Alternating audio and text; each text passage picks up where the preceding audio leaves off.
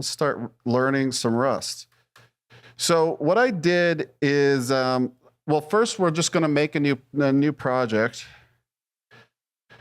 So we're just going to make a project called Paul Workshop, or whatever you want to call it. I don't know.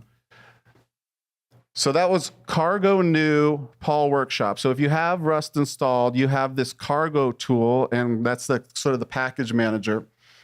And so when you do cargo new, it creates a new binary application. And you actually, Rust is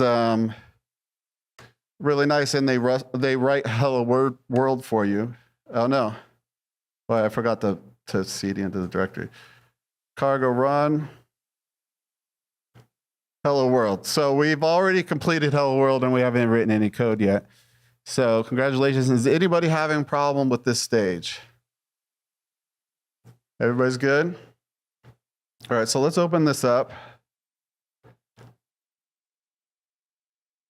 And yeah, let's look at what we got. So we have a main.rs. So the main is the entry point for your program for a binary. Rust projects can be a binary or a library. So libraries are designed to be consumed by other projects. But we just made a binary here, so that's got a main function.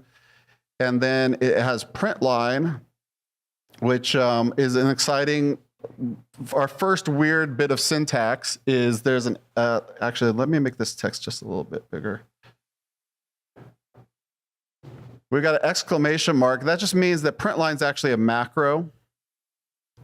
So it's fancy, and we're not really going to learn too much about it. Just know that it's a macro because it can accept like multiple arguments.